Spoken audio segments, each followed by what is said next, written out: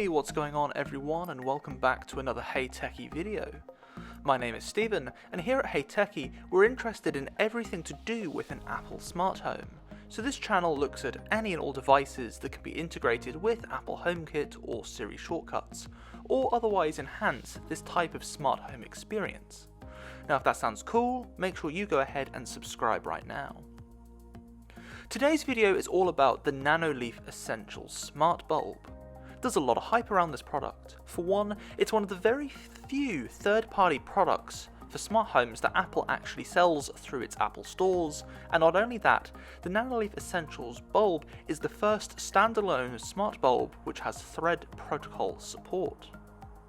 Now, if you don't know what that means, or you want to find a bit more about Thread and why it's so particularly important to the future of the Apple smart home, then make sure you go ahead and check out my previous video on it here.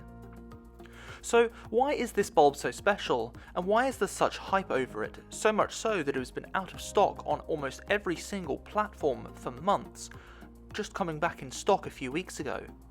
So without further ado, let's get into it. As a full disclaimer, today's video is not sponsored by Nanoleaf. This is a product that I've bought for my own smart home with the intention of reviewing for you all. As a reminder, here at HeyTechi we scrutinise all products thoroughly, whether they're provided to us to review or not.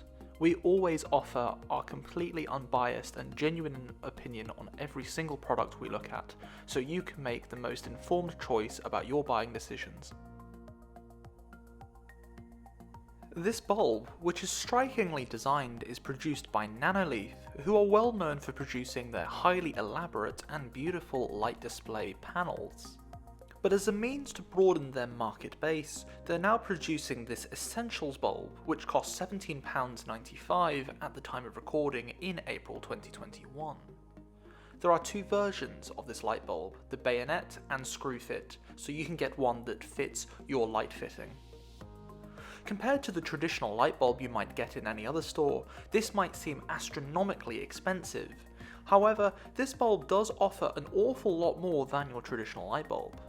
Of course, this is a smart bulb, and it has native HomeKit support on board, meaning it can be very easily connected into your Apple smart home setup. Like other HomeKit products, the Nanoleaf Essentials bulb is extremely easy to set up. Simply take the light bulb out of the box, screw it into an appropriate light fitting, and then scan the QR code for HomeKit on the side of the bulb. And magically, the bulb is already connected to your setup. It is truly very easy. This bulb is also a standard RGB LED bulb, offering up to 16 million colours, as you might expect.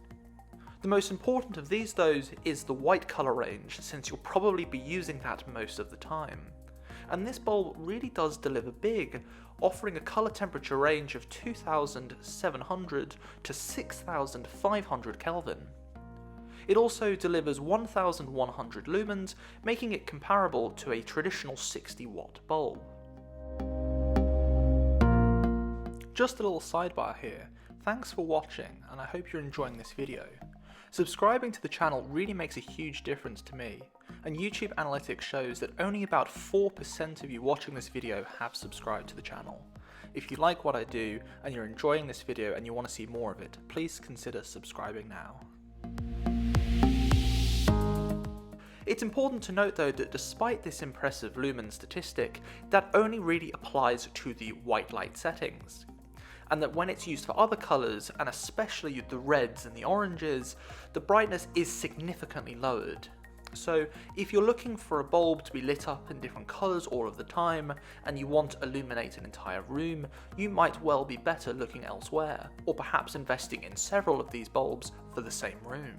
The colour reproduction across the spectrum of red, orange, yellow, green, cyan, blue, indigo and violet is pretty decent though. I thought the green and the cyan tones looked the best in testing, and yellow and orange definitely the worst. They didn't look good at all. Having said that, they were still perfectly serviceable for ambient mood lighting, even in large rooms, so take heart from that. Perfect for a movie night, just so long as you don't want an orange or a yellow colour. I think they were pretty useless. Back on the regular white light settings, Nanoleaf have proven themselves committed to continually improve their product even after launch. In February this year, Nanoleaf published a software update which has added in support for HomeKit adaptive lighting, which changes the white color temperature depending on the time of day. In other words, the bulb will look more orange in the morning and in the evening, and then during the day will appear more blue in an attempt to simulate natural daylight. And this is of course based on the idea that LED and other artificial light sources can interfere with our own internal body clocks. For non-HomeKit users, this feature is still available as circadian lighting via the Nanoleaf app. It's a nice thing to mention for those of you who won't be using this within an Apple HomeKit setup, and the app itself is actually quite good. One of my favourite elements of this app is the Nanoleaf community element, where other people can design light patterns that you can use on your own Nanoleaf products. At the moment, these can't be triggered by Siri as far as I know, but that feature may be added in the future. Features like the Nanoleaf app and its continual firmware updates are extremely important when we try to compare this bulb to the rest of the smart bulb market. Nanoleaf have clearly set themselves up here to rival the likes of Philips Hue, and this Nanoleaf bulb is not only half the price of the Philips offering, but is also brighter, and it doesn't need an expensive gateway to integrate it with your smart home. Now, while some argue that the HomePod Mini, as one of the few thread border reader products on the market today, is actually a hub, I'm afraid I just don't feel the same way about that, purely on the basis that the HomePod Mini is its own separate, distinct product which has its own range of features, and it's not something that you need just to connect the particular product to your smart home. Having experimented with this bulb for a little while now, it's a tale of two different stories. Since HeyTechi is all about the Apple smart home, I'll detail this account first. The important thing to note is that when using this Nanoleaf Essentials bulb with the HomePod Mini, it makes all the difference in the world. When you use this product with the HomePod Mini, it will automatically connect using the Thread protocol I mentioned earlier, and once it's set up, it just works. And this is a remarkable experience. It's absolutely seamless. The Thread commands respond instantly, and it's a huge upgrade even compared to a good Wi-Fi smart bulb connection. It's just as responsive to use with Siri as it would be for a traditional light switch. Just remember, this only works for the HomePod Mini and not the regular HomePod, because that product doesn't support Thread. This is also true for any Apple TV and any iPad you might be currently using for your HomeKit network. If you disconnect the HomePod Mini, unfortunately the light then itself stops responding entirely, which can be a problem. However, if you do own multiple HomePod Minis, then this is less likely to be a problem, and this is the beauty of the Thread network of devices. Once that network has been established, it creates a self-healing mesh which really marks the future of the smart home. If you don't have Thread connectivity though, the Nanoleaf bulb will default to using Bluetooth. Now, I'm going to be honest with you, the Bluetooth experience is not good. Like most Bluetooth devices, the lag is painfully slow, and in fact, it's probably not even worth using this bulb if you won't be using it with the HomePod Mini. When I tested it, it took about 5 seconds from ordering the command to the bulb actually turning on, which is just unacceptable when you're wanting to use a smart light.